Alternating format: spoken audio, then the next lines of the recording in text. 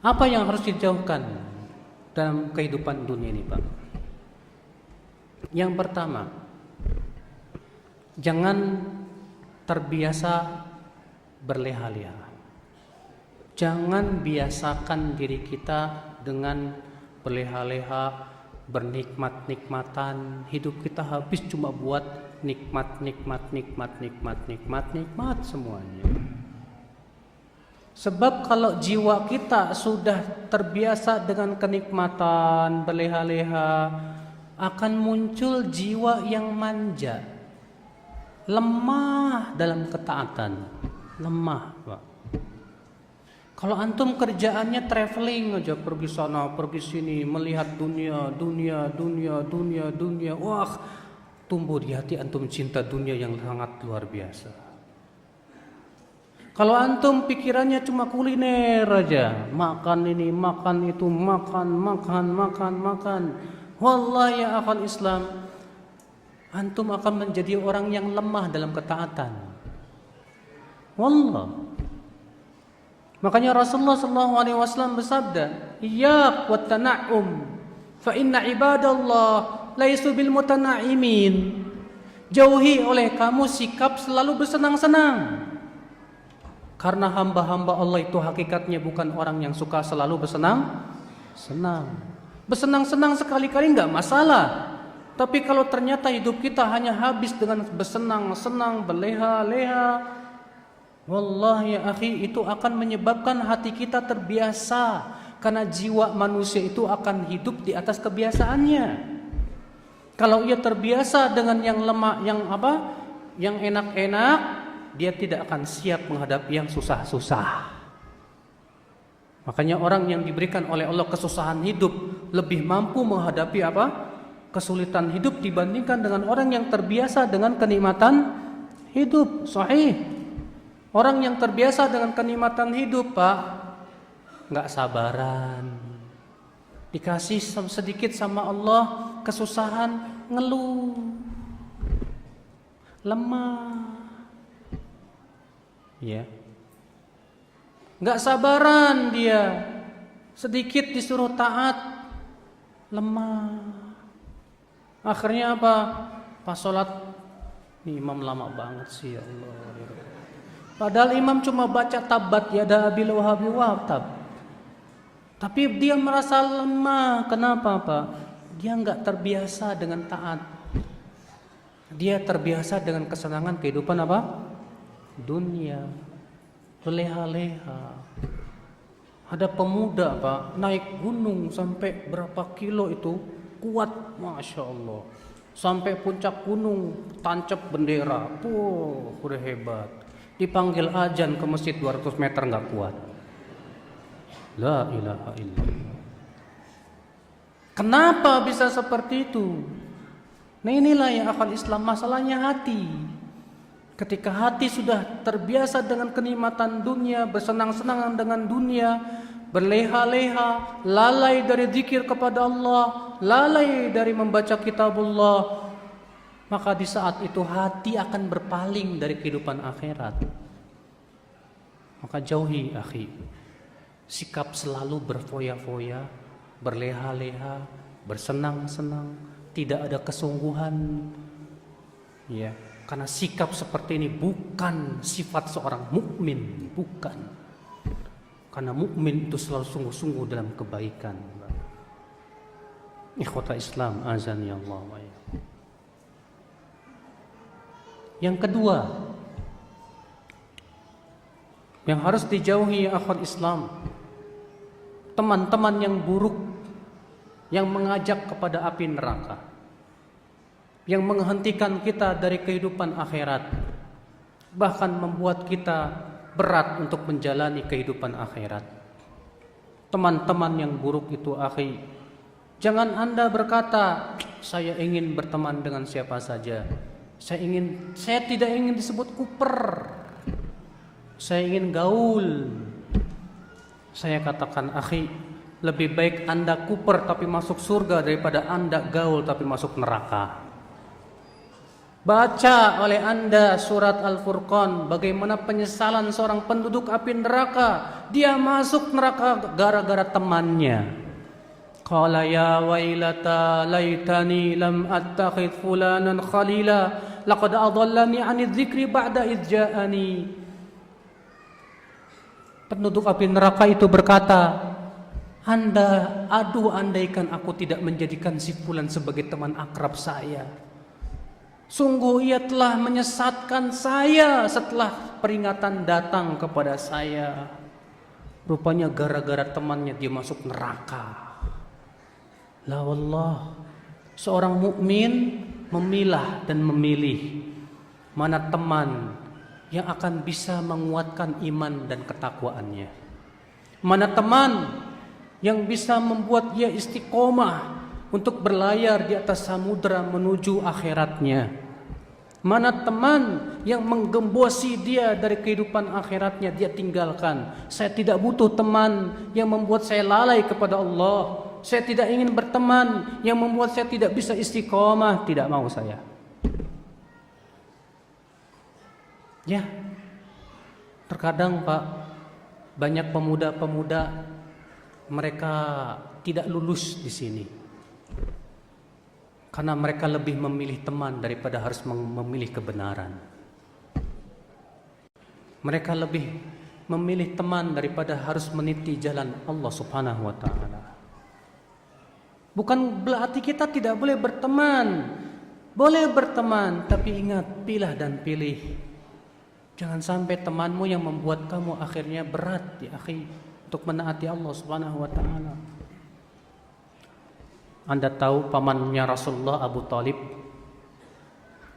Abu Talib di saat meninggal dunia, sakaratul maut, Rasulullah datang kepada Abu Talib untuk mentalkinkan la ilaha illallah. Ketika Rasulullah datang, ternyata di sisi Abu Talib ada dua pemuka Quraisy, Abu Jahal dan satu lagi saya lupa namanya. Apa kata Rasulullah kepada Abu Talib? Hai paman, ucapkan la ilaha illallah. Sementara Abu Jahal berkata, hai Abu Talib, apakah engkau tidak menyukai agama bapakmu Abdul Muttalib? Rasulullah mengulangi lagi, ucapkan la ilaha illallah. Abu Jahal mengulangi lagi.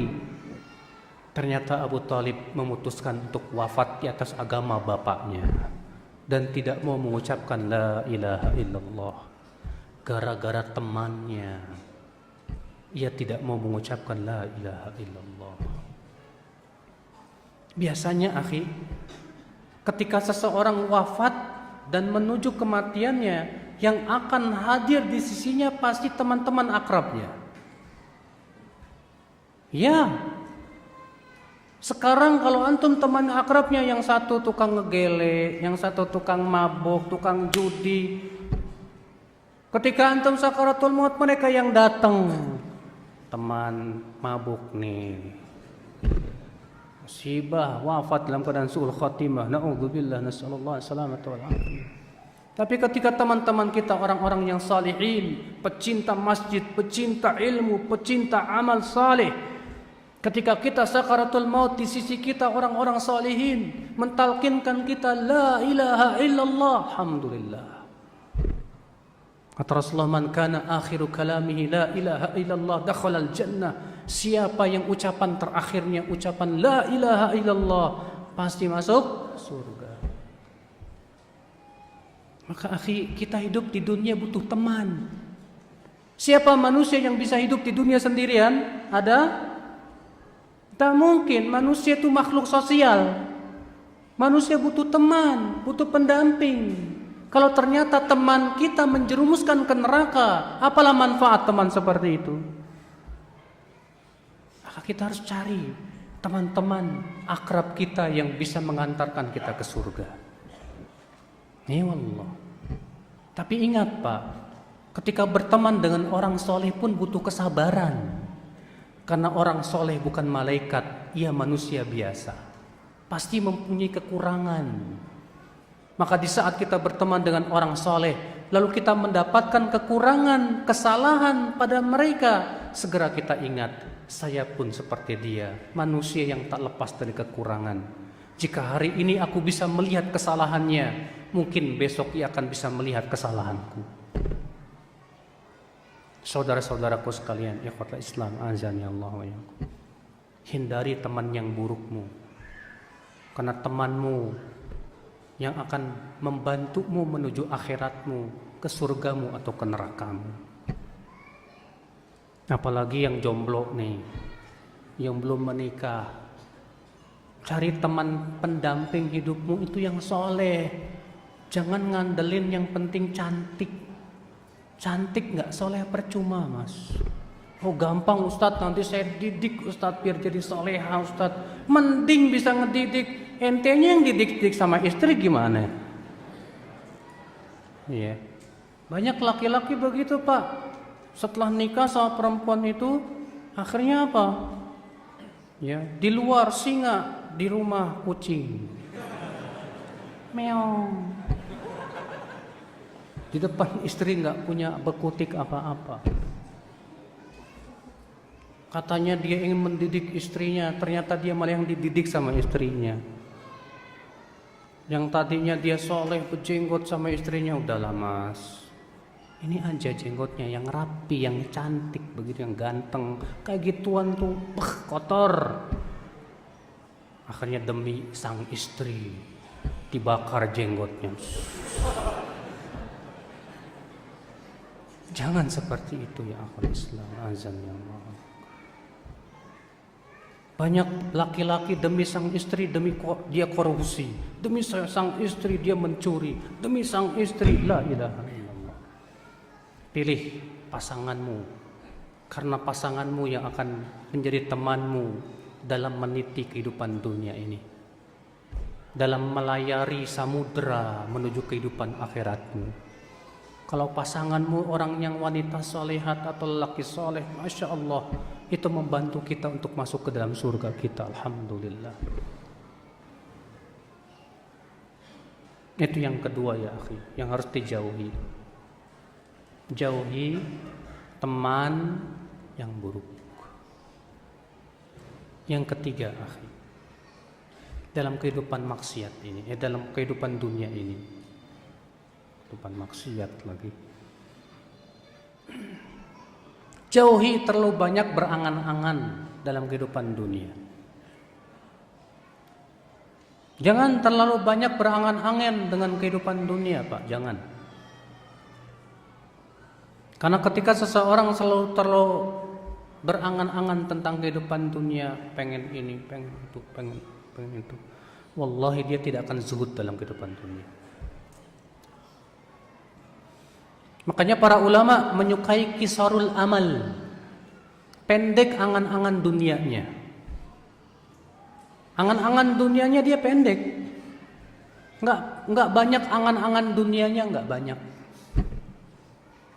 Beda dengan orang yang tertipu dengan dunia, angan-angan dunianya banyak sekali, Pak. Pengen punya mobil mewah, pengen punya rumah bagus, udah dikasih Avanza, berangan-angan pengen punya Innova, udah dikasih Innova, berangan-angan lagi pengen punya Fortuner, udah dikasih Fortuner, berangan-angan pengen punya apa, motor gede, ya, udah dikasih motor gede, masih angan-angan terus, berangan-angan pengen dunia, habis. Mengakibatkan apa akhirnya Pak? Kalau sudah berangan-angan dunia terus, keinginan terbesarnya dunia nantinya Pak. Dan kalau sudah keinginan terbesarnya dunia Pak, keinginan kepada akhiratnya lemah sekali. Lemah. Orang yang keinginan akhiratnya kuat, bahagia dia. Tapi ketika keinginan dunianya yang kuat, binasa dia.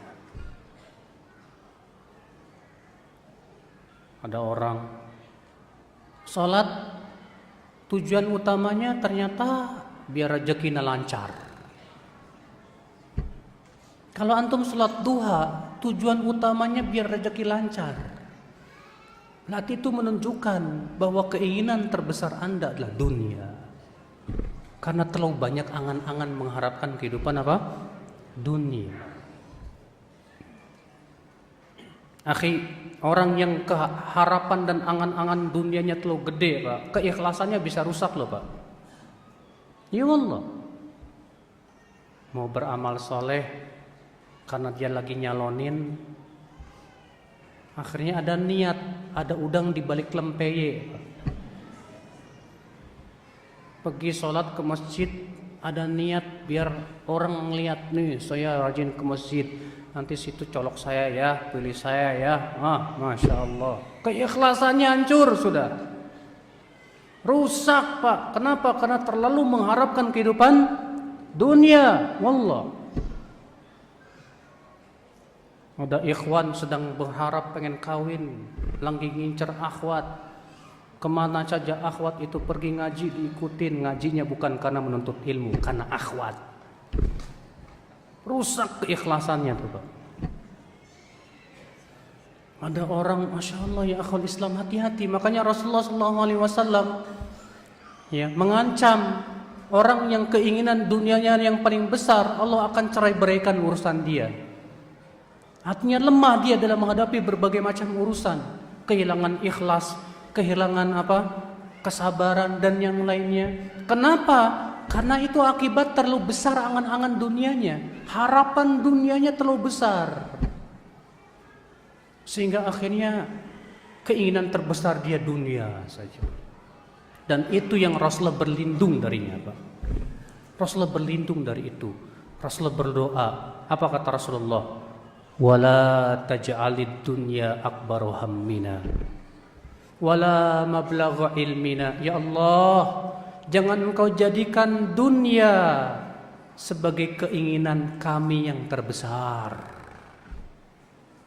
dan jangan jadikan dunia sebagai puncak ilmu pengetahuan kami, kata Allah, kata Rasulullah. Ini permintaan Rasulullah. Setiap Rasulullah menutup majelisnya, selalu Rasulullah berdoa dengan ini.